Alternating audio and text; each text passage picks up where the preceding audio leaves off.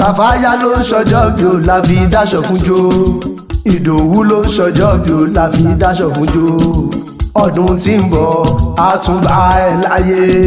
Kafayat ló ń ṣọjọ́ bí ó la fi dáṣọ fún jó. Kafayat ló ń ṣọjọ́ bí ó la fi dáṣọ fún jó. Ìdòwú ló ń ṣọjọ́ bí ó la fi dáṣọ fún jó. Ọdún tí ń bọ̀ á tún bá ẹ láyé. Kafayat ló ń ṣọjọ́ bí ó la fi dáṣọ fún jó. Òdìlé arẹwà lóbìnrin tó mọ́ lẹ́sẹ̀ bí aláàrí. Òdìlé yín fúnjòwé yín mẹ́nugun alágbàṣọrò.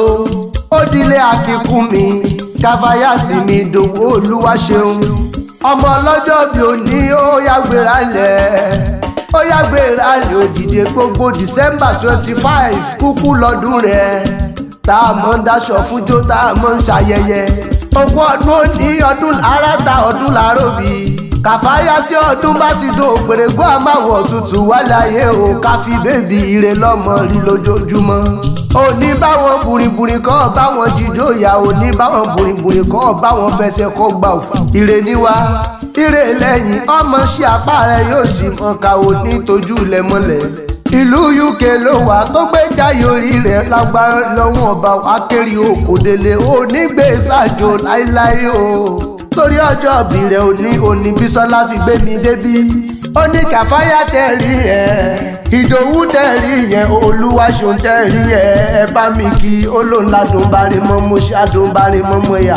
Kafayat ìgbà rẹ̀ tó ti ń dùn yìí Ọlọ́run ọ̀bọ oníjó kan fún ẹ láíláí.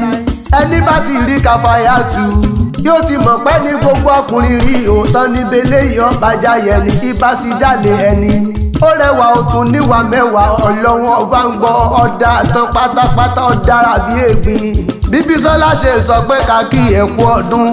Torí kí n bò ń kí ẹ o kí n délé bàbá tó bí ọlọ́mọ.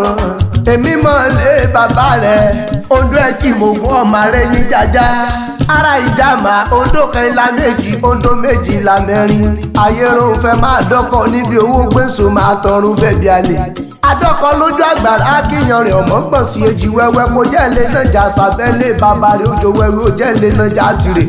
Èjì dá òjò dá èjì ọba tètè dá ilé náà jà ní mogún dalẹ̀ rọ́wọ́ níjọ alágbẹ̀dẹ ò bá rọ́wọ́ mọ́lé bàbá rẹ̀.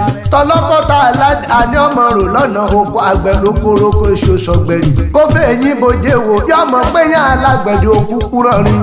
Ibà tètè dáyé ọmọ ẹni mẹ́ta ní bámọ̀ jẹ́ nílé bàbá rẹ̀. Ìbàjọ́ máa lákàrà máa mọ̀ jẹ́ wówó. Kafayat ìbàjọ́ mọ onígúgúrú máa lórí wọn sẹ́nu. Ìbàjọ́ máa lágbẹ̀dẹ nílé bàbá rẹ̀ máa yá fínà máa dún lójú máa dún lẹ́nu ogun mi ṣùṣùṣùṣù lọ́nà tirẹ̀. Nílé bàbá rẹ̀ bí ó so nírè alẹ́ roko, bí ó so nírè alẹ́ yẹ̀nà, bí ó so nírè àní ti gódógbó ẹrú síwájú. Ẹrú onírè nírànkọ́ ìwọ̀fọ̀ onírè wọn àràdá. Ọmọ bíbí onírè wọn rẹ̀ mú ṣékélé. Ọmọ àwúlẹ̀ gbọ́rọ̀ kúkú ni mò ń kírun. Ọmọ àwúkọ́ gbèrè bí eré fún ọmọ àgùnfẹ́ gírí bí ẹni òjòkú nírè. Méje lògún nírè nílé bàbá rẹ̀.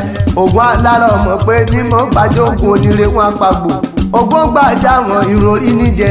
Ògùn nìkọ́ làwọn amújẹ. Ògùn wádòwádò ẹja bú níjẹ. Ògùn mọ́làmọ́là níjẹ kúrúmú fún. Ògùn gbẹ̀nàgbẹ̀nà òjè gínímù. Mo fàgbò lọ́mí ọlọ́yà nìyá mi lè mọ́ mú jago àfàǹjàgbò.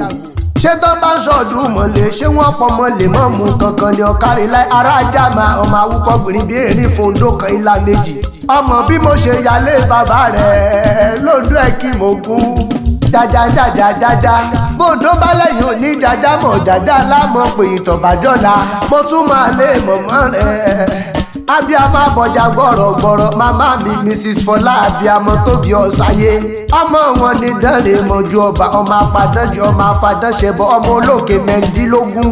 Mẹ́rin àdúró bọ̀ lọ́dẹ̀dẹ̀ mọ̀mọ́ rẹ̀ mẹ́rin abẹ̀rẹ̀ bọ̀ mẹ́rin àkúnlẹ̀ bọ̀ mẹ́rin ìtòkù onítàn fi ń ṣe nílé wọn.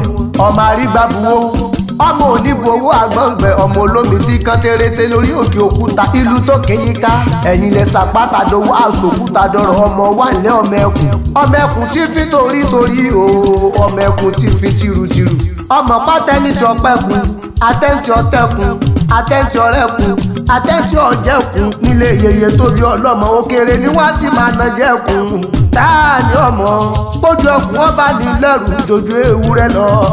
Kafayat mi Ìdòwú Olúwaṣeun tó bá jayé títí o má gbàgbé ọ̀rẹ́ rẹ̀ bẹ́ẹ̀ sì rẹ ni mò ń sọ yẹn Bọ́lá ti tó má gbàgbé Bọ́lá ti tó borí kò sùn rẹ̀ lágbára Ọlọ́run ọba wàá pẹ́ láyé fún gbogbo wọn pátápátá. Akinkunmi Kafayat mi Ìdòwú Olúwaṣeun happy birthday to you o ọdún tí ń bọ̀ abẹ́ láyé lálàáfíà ara àkítorí gbígbó kápájá àkítorí kíkan kápágbó àkítorí wérewère torí òun kápò búkọ ohun gbogbo tó bá ń ṣe láyé á máa fẹ́ ayé òní kọjá ìmọ̀ṣe sí ẹ̀ lágbára Ọlọ́run ọba long life and prosperity o arẹwà lóbìnrin ọmọ lára bíi ọjọ́ Bísọ́lá mojíṣẹ́ tó rán mi sí Akinkunmi Kafayat Ìdòwú Olúwaṣeun ó tún dọ̀dún tí ń bọ̀ lágbára Ọlọ́run ọba tó bá bí ẹ léèrè pé ta ló kí ẹ kú ọdún àmọ́ ó lè mí jẹ́ ìwọ ni mi olódù ọgbà ọmọ àtẹnigbọ̀rẹ́.